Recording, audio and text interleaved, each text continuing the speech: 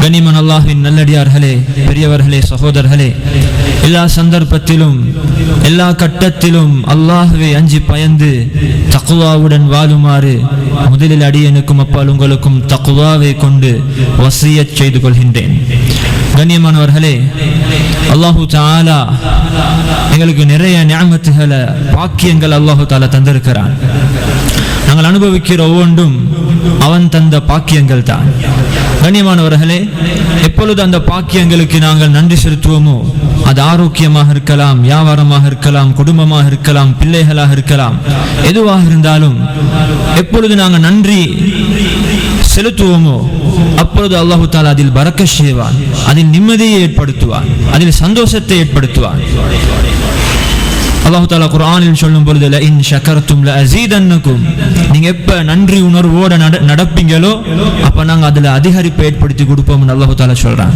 அதே நேரத்தில் அல்லாஹு தந்த நியாமத்தை நாங்க உரிய முறையில அதுக்கு நன்றி செலுத்தாம நன்றி கெட்ட முறையில் நாங்கள் நடந்தால், தந்த வியாபாரம் அவன் தந்தது, தந்த உடைகள், பிள்ளைகள், இது அனைத்தையும் காரணம் காட்டி அவனுடைய கடமைகளை நாங்க பாலாக்கி நாங்க நன்றி இல்லாமல் நடந்தோம் என்று சொன்னால் அல்லாஹு தஆலா அந்த நியமத்துகளை அல்லாஹு தஆலா பறிச்சிடுவான்.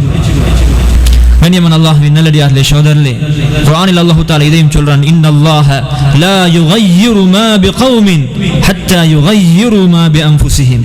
இந்த ஆயத்துக்கு உலமாக்கள் தஃப்சீரில் சொல்லும் பொழுது அல்லாஹு தஆலா ஒரு கூட்டத்துக்கு கொடுத்த பாக்கியத்தை, நியமத்தை அல்லாஹ் கலட்ட மாட்டான், இல்லாமலாக்க மாட்டான், அவர்கள் அதை துஷ்பிரயோகம் செய்யும் வரையில் என்று அல்லாஹு தஆலா குர்ஆனில் மிக தெளிவாக பேசியிருக்கின்றான்.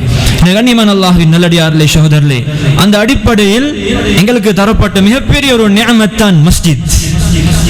இந்த மஸ்ஜித் என்று சொல்றது இது சாதாரண நியமத் இல்ல, ஒரு பெரிய ஒரு நியமத். இது எப்ப இந்த நியமத்தை, இந்த பாக்கியத்துக்கு நாங்க சரியான நன்றியை நாங்க செலுத்துவோமோ, சரியான கடமையை நாங்க செலுத்துவோமோ, இதில் அல்லாஹு தஆலா பரக்கத் ஏற்படுத்துவான். இதை அல்லாஹு தஆலா எங்களுக்கு பாதுகாத்து தருவான். எப்ப இதற்குரிய கடமையை நாங்க செய்ய மாட்டோமோ, அதனுடைய கடமைகளை நாங்க பாலாக்குவோமோ, அல்லாஹு தஆலா அதை பறித்துடுவான். அதில் பிரச்சனைகளை அல்லாஹு தஆலா ஏற்படுத்துவான். இந்த பிரச்சனைகளை வித்தியாசமாக சொல்ல வேண்டிய ஒரு தேவையில் அதில் நாங்கள் அனுபவம் இருக்கிறது. கடந்த சில வருடங்களுக்கு முன்னால் எத்தனை மஸ்ஜிதுகள் மூடப்பட்டன, எத்தனை மஸ்ஜிதுகள் உடைக்கப்பட்டன. கண்ணியமானவர்களே, அந்த மஸ்ஜிதுகள் உடைக்கப்பட்ட நேரத்தில் உடைத்தவர்களை நாம் குறை சொன்னோம்.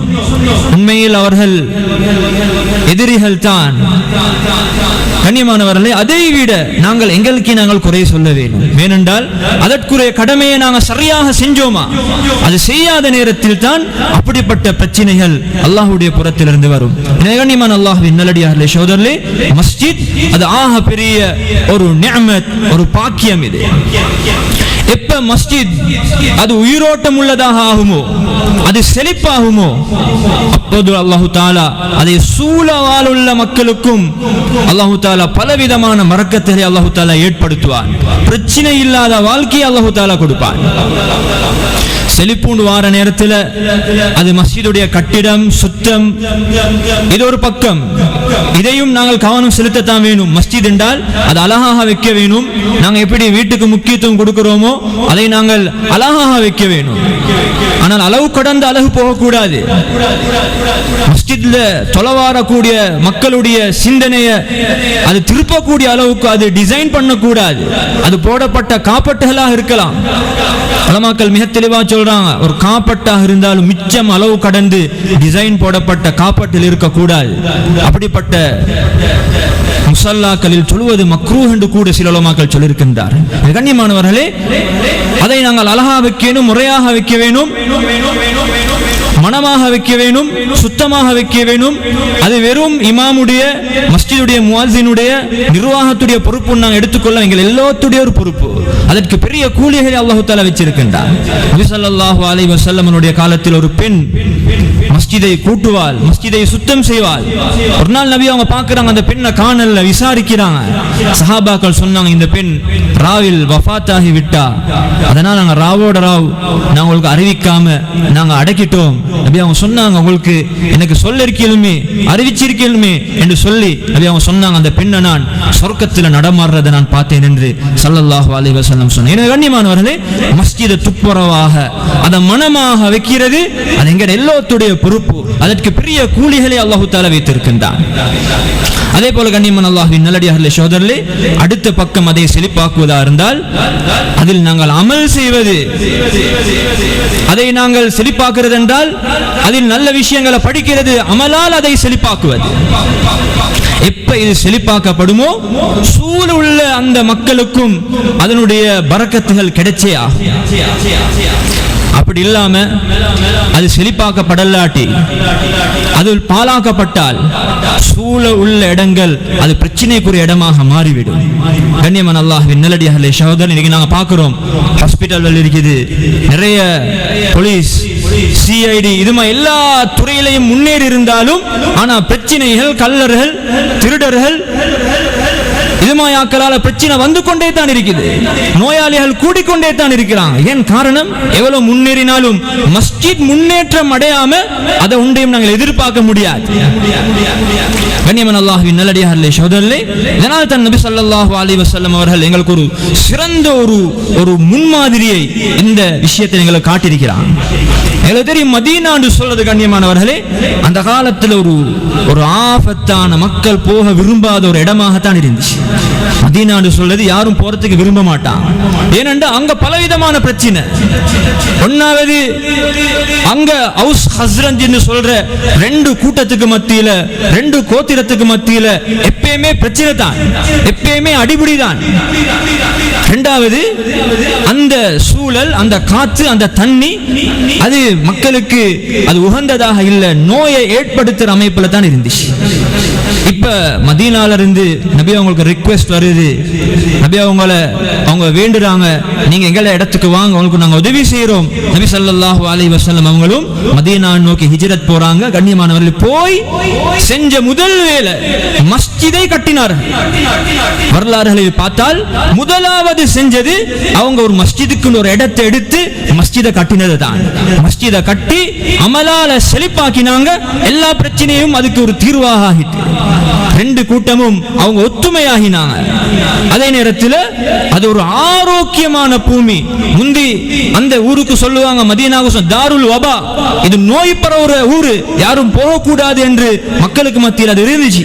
நபி அவங்க சொன்னாங்க, இது தொய்பா, இது ஆரோக்கியமான மனமான செழிப்பான பூமி என்று நபி அவங்க பேர் வச்சாங்க. எந்த அளவுக்குண்டா, மதீனால முளைக்கிற அந்த அந்த அஜுவா என்ற அந்த ஈச்சப்பழம், இதை சாப்பிட்டா இது இந்த சாப்பிட்ட உடம்ப நஞ்சிக்கு கூட தாக்கம் செலுத்த முடியாது என்று சொல்ற அளவுக்கு நபி அவங்க சொல்லியிருக்கிறாங்க. எல்லா அஜுவாக்கும் இல்ல, மதீனால முளைக்கிற அஜுவாக்கு தான். கண்ணியமான அல்லாஹ்வின் நல்லடியார்களே, சகோதரர்களே, அதே நேரத்தில் அவங்களோட வியாபாரங்கள்ல அல்லாஹ் தஆலா பரக்கத்தை ஏற்படுத்தினான். என்ன காரணம்? மஸ்ஜித் ஹயாத் ஆகிச்சு. மஸ்ஜிதை நபி அவங்க உயிரோட்டம் உள்ளதாக ஆக்கினாங்க. சஹாபாக்கள் எந்த அளவுக்கு நபி அவங்க பழக்கினாங்க என்றால், எந்த பிரச்சனை வந்தாலும் மஸ்ஜிதை நோக்கி தான் போவாங்க.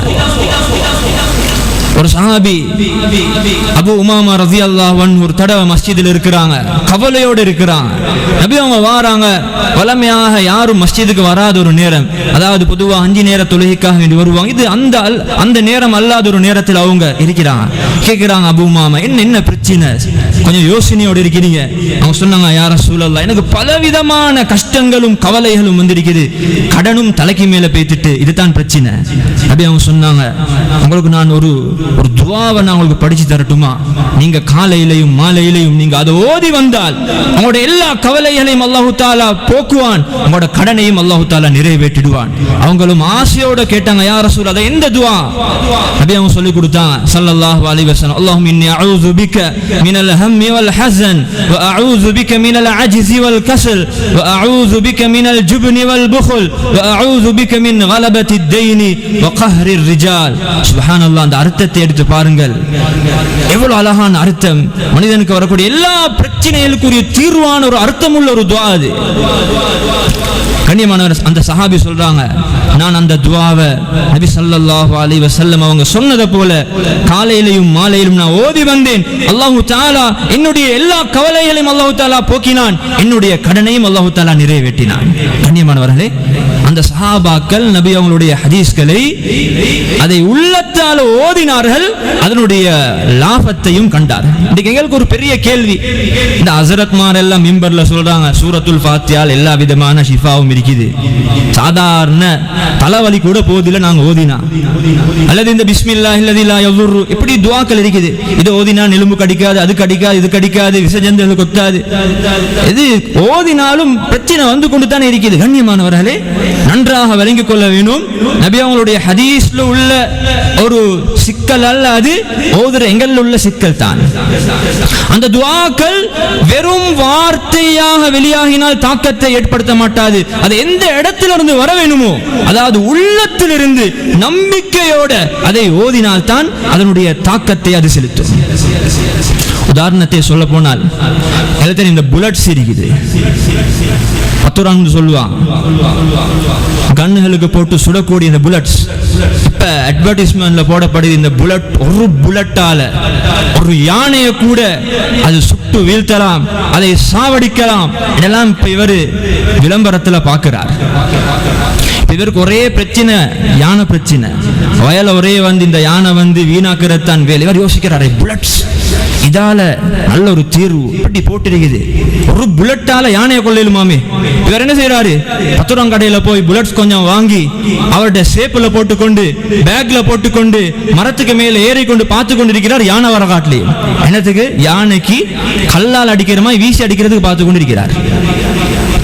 இப்ப யானையும் வருது, எடுத்து ஒவ்வொரு புல்லட்டையும் வீசி வீசி அடிக்கிறார், அதுக்கு சும்மா கொசு மொக்கிரமா இருக்குது, அதுக்கு எந்த விதமான தாக்கத்தையும் ஏற்படுத்துதில்லை, அது வளமையா செய்யற அந்த அதே நாசத்தை செஞ்சுட்டு போகுது. இப்ப இவருக்கு சந்தேகம், என்ன அட்ல இப்படி போச்சு, புல்லட்டால யானையை கூட கொல்லலாம் என்று, ஆனா பூனையை கூட கொல்லலாம் இருக்குது என்று இவர் யோசிக்கிறார்.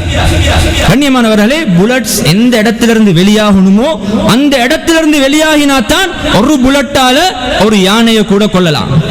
அது கண்ல இருந்து வெளியாக வேண்டும், சும்மா கையால் அடிச்சு சரி வராது.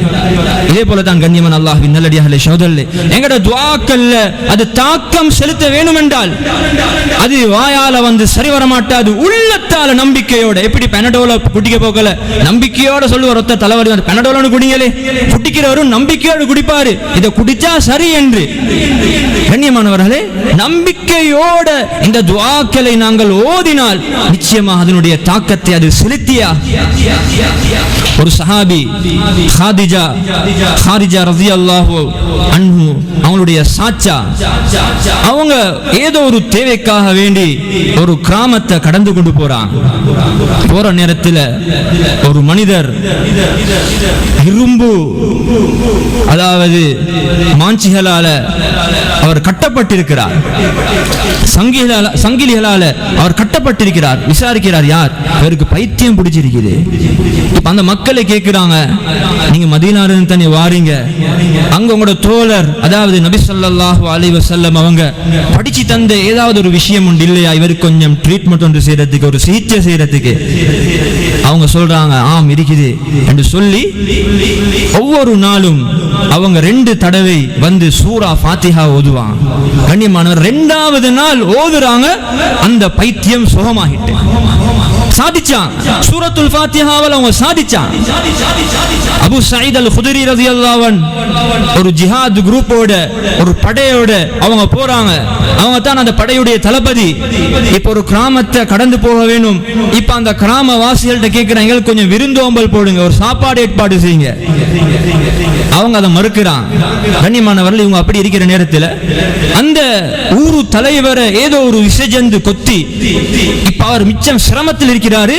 அந்த மக்களுக்கு தெரிஞ்ச எல்லா விதமான மருந்துகளை செஞ்சும் அந்த ஊரு தலைவருக்கு அது சுகம் கிடைக்கல, அது பயனளிக்கல. இப்ப இந்த ஜிஹாது குரூப்ட வந்து சொல்றாங்க, எங்கட தலைவருக்கு இப்படி ஒரு பிரச்சனை, விசஜந்து கொத்தி மிச்சம் கஷ்டப்படுறார், எல்லா விதமான ட்ரீட்மெண்ட் செஞ்சும் சரி வருவது இல்லை, உங்கள்ட்ட ஏதாவது இருக்குதா?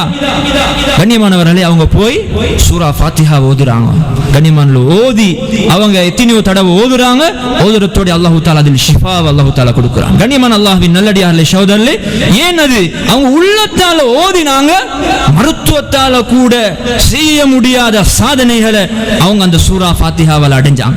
கண்ணியமான அல்லாஹ்வின் நல்லடியார்களே சகோதரர்களே, சஹாபாக்களுக்கு ஏதாவது ஒரு பிரச்சனை வந்தால் நபி அவங்க பழக்கினாங்க, மஸ்ஜிதுக்கு போங்க, மஸ்ஜிதுக்கு போய் துஆ கேளுங்க, தொழுங்க, அல்லாஹ்விடத்தில் இந்த பிரச்சனையை சொல்லுங்க. ஹாஸ்பிடலுக்கு போறதுக்கு முன்னால, போலீஸுக்கு போறதுக்கு முன்னால, அவங்களோட தெரிஞ்சாக்களுக்கு சொல்றதுக்கு முன்னால, அவரோட நண்பர்களுக்கு சொல்ல முன்னால, எல்லாத்தையும் படைத்து பரிபாலிக்க கூடிய அல்லாஹ் தஆலாவிடத்தில் போய் சொல்லுங்க. அதற்குரிய தீர்வு நிச்சயமாக கிடைக்கும். இத்தனை நபி அவங்க சஹாபாக்களுக்கு பழக்கினாங்க. எந்த அளவுக்கு சஹாபாக்கள் அதை கடைபிடிச்சாங்கண்டா, சாதாரண விஷயங்கள், கணவன் மனைவிக்கு மத்தியில பிரச்சனை வந்தா கூட வாக்குவாதம் வாய்க்கு வாய் போகாம உடனே மஸ்ஜிதுக்கு தான் போவாங்க. கண்ணியமானவர்களே, இது ஒரு சிறந்த ஒரு வழிகாட்டல். இது இன்னைக்கு நிறைய கணவன் மனைவிக்கு மத்தியில பிரச்சனை, ஒருத்தருக்கு பேச போற, இவர் அவ மிகைக்க பாரு, அவ இவரை மிகைக்க வார, கடைசிக்கு பிரச்சனை போய் அது தலாக்கிலே போகுது. சின்ன பிரச்சனை, ஆனா வாய்க்கு வாய் அது ஏச்சி பேச்சு அது பெரிய பிரச்சனையாக மாறி கடைசிக்கு அது ஒரு பிரிவாக அது மாறிவிடுது. கண்ணியமான அல்லாஹ்வின் நல்லடியார்களே சகோதரர்களே, சஹாபாக்கள் எந்த அளவுக்கு பழக்கப்பட்டாங்க என்றால், சின்ன விஷயங்கள், கணவன் மனைவிக்கு மத்தியில பிரச்சனை வந்தா கூட அவங்க உடனடியாக மஸ்ஜிதுக்கு போவாங்க. ஒரு தடவை நபி ஸல்லல்லாஹு அலைஹி வஸல்லம் அவங்களுடைய மகள் ஃபாத்திமா ரலியல்லாஹு அன்ஹா அவங்களுடைய வீட்டுக்கு நபி அவங்க போன நேரத்தில் மருமகன் அலி ரலியல்லாஹு அன்ஹு அவங்கள காணல. நபி அவங்க விசாரிக்கிறாங்க, எங்க? ஃபாத்திமா ரலியல்லாஹு அன்ஹா சொல்றாங்க, எனக்கும் அவருக்கு மத்தியில சின்ன ஒரு வாக்குவாதம் வந்து, ஒரு பிரச்சனை வந்து அவர் போயிட்டாரு, வெளியே போய்த்துட்டார். நபி அவங்க சொன்னாங்க, இன்னொரு சஹாபியை பார்த்து போய் அலி ரலியல்லாஹு அன்ஹு எங்க இருக்கீங்க பார்த்துட்டு வாங்க. அவர் தேடி பார்த்தா மஸ்ஜிதில் இருக்கிறார், தூங்கிக் கொண்டு இருக்கிறார். நபி ஸல்லல்லாஹு அலைஹி வஸல்லம் அவங்க போய், யா அபத் துராப், என் மண்ணின் தந்தையே, என் மண்ணோட தூங்கிக் கொண்டிருக்கிறாரே, இப்படி இரக்கமாக அழைச்சி நபி அவங்க எழுப்பாட்டினாங்க. கண்ணியமான படிக்கக்கூடிய பாடம் என்னண்டா, மஸ்ஜிதை நோக்கி போனாங்க. நாங்களும் என்ன பிரச்சனை சிக்கல் வந்தாலும் முதலாவதாக மஸ்ஜிதுக்கு வந்து ஒரு 2 ரக்காத்தை தொழுந்து, யா அல்லாஹ் என் வீட்டில் இப்படி ஒரு பிரச்சனை இருக்குது, இந்த பிரச்சனை இருக்குது, மகனால இந்த பிரச்சனை, மனைவியால இந்த பிரச்சனை, மாமியால இந்த பிரச்சனை, உம்மாவால இந்த பிரச்சனை, அங்கால இங்கால சொல்லும், அல்லாஹ் தஆலாவிடத்தில் சொல்லி ஒரு துஆவை மனதால கேட்டு பாருங்க, அல்லாஹ் தஆலா அதற்குரிய தீர்வை நிச்சயமாக ஏற்படுத்தியே தருவார். எனவே கண்ணியமான அல்லாஹ்வின் நல்லடியார்களே சகோதரர்களே, நாங்க இந்த அமைப்புல மஸ்ஜிதுக்கு முன்னுரிமை கொடுக்க வேணும், மஸ்ஜிதுக்கு நாங்க போக வேணும், மஸ்ஜிதுல போய் நாங்க தொழ வேணும், துஆ கேட்க வேணும். இந்த பழக்கத்தை நாங்க ஏற்படுத்திக் கொள்ள வேணும். எங்கட பிள்ளைகளை நாங்க பழக்க வேணும், சின்னத்திலிருந்தே பழக்க வேணும். இன்னைக்கு மஸ்ஜிதுக்கு வார விஷயத்தில் பிள்ளைகளை பழக்கிறல்ல, சின்னத்திலிருந்தே பழக்க வேணும். சுபஹு தொழுகையா சின்னத்திலே எழுப்பாட்டி பிள்ளைகளை கூட்டிட்டு வர வேணும். கண்ணியமானவர்களே, பிள்ளைகள் என்று சொல்றது மிகப்பெரிய ஒரு சொத்து. அல்லாஹ் தஆலா குர்ஆனில் மனிதனுக்கு கொடுக்கிற ஒரு கிஃப்டாக, ஒரு அன்பளிப்பாக அல்லாஹ் தஆலா பேசுறான். ஒரு 2 பேர் திருமணம் முடிச்சாங்கன்னு சொன்ன ஒவ்வொருத்தரும் ஒவ்வொரு விதமான கிஃப்ட்களை கொண்டு வருவாங்க. கிளாஸ் பெட்டி, அந்த பெட்டி, ரைஸ் குக்கர், அது இது என்னத்தை தான் கொண்டு வந்தாலும் யாருக்கும் பிள்ளையை கொடுக்கல. அது அல்லாஹ் தஆலா அந்த ஜோடிக்கு கொடுக்கிற கிஃப்ட் தான் பிள்ளைகள், பிள்ளை பாக்கியம். அது யாருக்கும் கொடுக்க முடியாது, டாக்டர்ஸ்மாருக்கும் கொடுக்க முடியாது. சிலாக்களுக்கு பிள்ளை இல்லாம பெரிய ஸ்பெஷலிஸ்ட் மாட்ட போனான்னு சொல்லுவாங்க, எங்கள்கிட்ட ஒரு மருந்து தரலாம், பிள்ளைய தாரது அது கடவுள் தாண்டு அவங்களோட பாசையில் சொல்லுவாங்க. கண்ணியமல் யாருக்கும் கொடுக்க முடியாது, அல்லாஹ் தஆலா தார ஒரு பரிசு. இதை நாங்கள் முறையாக பயன்படுத்த வேண்டும். சின்னத்தில் பிள்ளைகளை நாங்கள் மஸ்ஜிதுக்கு பழக்கல்லாட்டி பெருசாகி வேற இடத்துக்கு போவாங்க, கிளப்புக்கு போவாங்க, கசினோக்கு போவாங்க, அங்க போவாங்க, இங்க போவாங்க. அதுக்கு பிறகு கவலைப்பட்டு வேலை இல்லை, ஏன் சின்னத்தில் போக வேண்டிய இடத்துக்கு பழக்கல்ல. கண்ணியமான அல்லாஹ்வின் நல்லடியார்களே சகோதரர்களே, சின்னத்தில இருந்தே பழக்க வேணும். ஃபஜ்ர் தொழுகைக்கு அவங்களை எழுப்பாட்டி கொண்டு வர வேணும், அவங்கள தொலை வைக்க வேணும். ஏதாவது பிரச்சனை வந்தா, ஒரு எக்ஸாமா ஒரு எக்ஸாம் ஷிஷத் எக்ஸாமுக்கு புள்ள போக போகுது, மகனுக்கு சொல்லணும், மகன் போய் மஸ்ஜிதுக்கு போய் ஒரு 2 ரக்காத் தொழுந்து அல்லாஹ்ட்ட நீங்க துஆ கேளுங்க, பழக்க வேணும். உம்மக்கு தலைவலியில தூங்கி கொண்டிருக்கிறா, பாப்பா சொல்ல, மகன் உம்மக்கு சோம் இல்ல, மஸ்ஜிதுக்கு போய் 2 ரக்காத் தொழுந்து அல்லாஹ்ட்ட துஆ கேளுங்க. சொல்ல வேணும், பழக்க வேணும். வாப்புக்கு ஏதாவது ஒரு கொடுக்கல் வாங்கல் பிரச்சனை இருக்குது, மாண்ட சொல்ல மகன் எனக்கு சின்ன ஒரு பிரச்சனை இன்றைக்கு 2 ரக்காத் போய் தொழுங்க. சின்னத்திலிருந்தே பழக்கினாத்தான் அவர் பெருசாகி அவருக்கு பிரச்சனை வர நேரத்தில் மஸ்ஜிதுக்கு வருவார். கண்ணியமான அல்லாஹ்வின் நல்லடியார்களே சகோதரர்களே, இந்த முறையில நாங்க மஸ்ஜிதோட தொடர்பை நாங்க சின்னத்திலிருந்து எங்கட பிள்ளைகளுக்கு நாங்க ஏற்படுத்தவே. கண்ணியமான அல்லாஹ்வின் நல்லடியார்களே சகோதரர்களே, எனவே இந்த அடிப்படையில நாங்க மஸ்ஜிதோடு இருக்கிற தொடர்புகளை நாங்க சீராக்கவே. கண்ணியமானவர்களே, நாங்க வியாபாரத்துக்கு போறோம், தொழிலுக்கு போறோம், ஒரு 4 ரக்காத் தொழுகைய மஸ்ஜிதுக்கு வந்து துஹாவாக நாங்க தொழுது போறது ஒரு முக்கியமான ஒரு சுன்னத். அதுல அல்லாஹ் தஆலா ஆகிரால கூலிகளை கொடுக்கிறதோட உலகத்திலேயும் பெரிய லாபங்கள் அல்லாஹ் வச்சிருக்கிறான். துஹா தொழுகை ஒரு முக்கியமான ஒரு சுன்னத். பொதுவாக நஃபிலான தொழுகைகளை வீட்டில் தொழுறது ஒரு முக்கிய ஒரு சுன்னத்தாக இருந்தாலும் உலமாக்கள் எழுதியிருக்கிறாங்க. ஆனால் துஹா தொழுகையை மஸ்ஜிதுக்கு வந்து தொழுகிறது அது மிக சிறப்பானது. ஒரு தடவை சஹாபாக்கள் ஒரு பட ஜிஹாது செஞ்சிட்டு அவசரமாக வெற்றி கொண்டு பெரிய ஒரு கனிமத்தோட சொத்தோட வராங்க. இதை பார்த்து ஏனைய சஹாபாக்கள் ஆச்சரியப்பட்டாங்க, ஆசைப்பட்டாங்க. குறுகிய நேரத்தில் இந்த யுத்தத்தை முடிச்சிட்டு அவசரமா வீட்டுக்கும் வந்துட்டாங்க. பெரிய ஒரு கனிமத்தோட வந்தாங்களே, பெரிய ஒரு சொத்தோட வந்திருக்கிறாங்க, கனிமத் சொத்தோட. நபி அவங்க சொன்னாங்க, இதை விட ஒரு பெரிய சொத்தை அடையிறவரை நான் சொல்லட்டுமா? அவர் தன் வீட்டுல வுது செஞ்சுட்டு மஸ்ஜிதுக்கு போய் துஹா தொழக்கூடியவர் என்று நபி ஸல்லல்லாஹு அலைஹி வஸல்லம் அவங்க படிச்சு கொடுத்தாங்க. எனவே கண்ணியமான அல்லாஹ்வின் நல்லடியார்களே சகோதரர்களே, பெரிய நன்மைகள் இருக்குது துஹா தொழுகைய வீட்டுல வுது செஞ்சுட்டு மஸ்ஜிதுக்கு வந்து தொழக்கூடிய ஆட்களுக்கு. இன்னொரு ஹதீஸ்ல நபி அவங்க சொன்னாங்க, யாரு வீட்டுல வுது செஞ்சுட்டு ஃபர்லான தொழுகைக்காக வேண்டி மஸ்ஜிதுக்கு போறாரோ அவருக்கு ஒரு இஹ்ராம் அணிஞ்ச ஹாஜிக்கு கிடைக்கிற கூலி அல்லாஹ் தஆலா கொடுக்கிறான். இன்னும் யார் வீட்டுல வுது செஞ்சுட்டு மஸ்ஜிதுக்கு போய் துஹா தொழுறாரோ இவருக்கு அல்லாஹ் தஆலா ஒரு உம்ராக்கு இஹ்ராம் அணிஞ்சி அந்த உம்ரா செய்யறவருக்கு கொடுக்கக்கூடிய கூலி அல்லாஹ் தஆலா கொடுக்கிறான் என்று ஸல்லல்லாஹு அலைஹி வஸல்லம் சொன்னாங்க. கண்ணியமான அல்லாஹ்வின் நல்லடியார்களே சகோதரர்களே, பெரிய சிறப்புகள் இருக்கு துஹா தொழுகை. அதை நாங்க மஸ்ஜிதுக்கு வந்து தொழுந்துட்டு எங்கட வியாபாரத்துக்கு போறதுக்கு நாங்க பழக்கிக் கொள்ள வேணும். 9 மணிக்கு எங்கட கடைக்கு நாங்க போக வேணுமா, தொழிலுக்கு போக வேணுமா, அல்லது 7:30க்கு போக வேணுமா, நாங்க துஹாவை தொழுந்துட்டு போறது.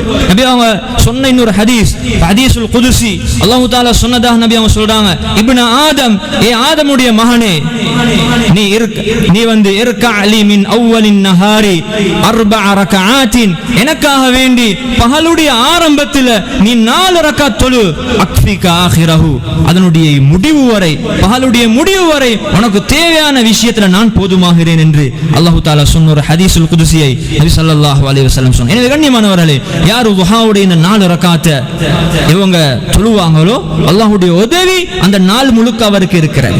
அதனால நாங்க எங்க தொழிலுக்கு போறதுக்கு முன்னால மஸ்ஜிதுக்கு வந்து இப்படி நாங்க தொழுந்துட்டு துஆவோட போறது, இதில் அல்லாஹ் தஆலா பெரிய பரக்கத்துகள் அல்லாஹ் தஆலா ஏற்படுத்தி இருக்கிறார். எனவே கண்ணியமான அல்லாஹ்வின் நல்லடியார்களே சகோதரர்களே, இந்த அடிப்படையில் நாங்க மஸ்ஜிதுக்கு முக்கியத்துவம் கொடுக்க வேணும். எங்கட உள்ளத்தை நாங்க மஸ்ஜிதுக்கு கொடுக்க வேணும். மஸ்ஜிதோட நாங்க அன்பாக நாங்க அதுக்கு அதை நாங்க கூடிய கவனம் நாங்க செலுத்த வேணும். இப்படி இருந்தோம்னு சொன்னா பெரிய சொத்துக்களை எங்களுக்கு அடையலாம். மஸ்ஜிதுக்கு வார நேரத்தில் நாங்க கண்ணியமாக அழகாக மனமாக வர வேணும். நாங்க ஆபீஸ்களுக்கு போகல எப்படி போறோம், இதை விட நாங்க அல்லாஹ்வுடைய மாளிகைக்கு வாரோம் என்ற ஒரு எண்ணத்தோட நாங்க கண்ணியமாக அழகாக வர வேண்டும். யா பனி ஆதம ஹுது ஸீனதகும் இன்த குல்லி மஸ்ஜித், அல்லாஹ் தஆலா சொல்ற புத்திமதி, நீங்க மஸ்ஜிதுக்கு வார நேரத்தில் அழகாக நீங்க வாங்கன்னு அல்லாஹ் தஆலா சொல்றான். இது கண்ணியமான அல்லாஹ்வின் நல்லடியார்களே சகோதரர்களே, இதனால தான் தொழுகையாளிகள் மக்கள் நோவினை அடைகிற விதத்தில் அவர் வரக்கூடாது. அப்படியே அவங்க தடுத்தான். வெங்காயத்தை வெள்ளப்பூட திண்டுட்டு அதே வாயோட வந்து ஏனைய தொழக்கூடிய ஆக்களுக்கு இடைஞ்சல் செய்யறத நபி அவங்க தடுத்தான். இந்த ஹதீஸை வச்சு தான் உலமாக்கள் சொல்றாங்க. எனவே இந்த காலத்துல சிகரெட் குடிக்கிறார், குடிச்ச வாயோட வாரார், இவர் ஆமீன் என்று போக்கல பக்கத்துல இருந்து தொலையலாது அந்த வாசத்துக்கு. கண்ணியமான அல்லாஹ்வின் நல்லடியார்களே சகோதரர்களே, அப்படிப்பட்ட பழக்கம் உள்ளவர், அது ஒரு ஹராம். அப்படித்தான் அவரை செஞ்சார் என்று சொன்னால் வாய முறையாக சுத்தம் செஞ்சு ஏனைய ஆக்களுக்கு இடைஞ்சல் இல்லாத விதத்துல நல்ல மனமாக்கிட்டு தான் அவர் அவர் வர வேண்டும். அப்படி இல்லாம இடையோராக அவர் ஆகக்கூடாது. நிகழ்நியமான அல்லாஹ்வின் நல்லடியார்களே சகோதரர்களே, இந்த அடிப்படையில நாங்க மஸ்ஜிதுக்கு கூடுதலான கவனம் செலுத்துவோம், அழகாக இருப்போம், மஸ்ஜிதை நாங்க பராமரிப்போம், மஸ்ஜிதை நாங்க அமலால நாங்க செழிப்பாக்குவோம். அல்லாஹு தாலா உலகத்திலும் அல்லாஹு தாலா பலவிதமான லாபங்களை தருவான், ஆகிராலையும் அல்லாஹு தாலா பெரிய கூலியை தருவான். அல்லாஹ் சுப்ஹானஹு வ தஆலா நம் அனைவருக்கும் அந்த பாக்கியத்தை தந்தருள்வானாக. வ ஆகிரு தஅவானா அனில் ஹம்துலில்லாஹி ரப்பில் ஆலமீன்.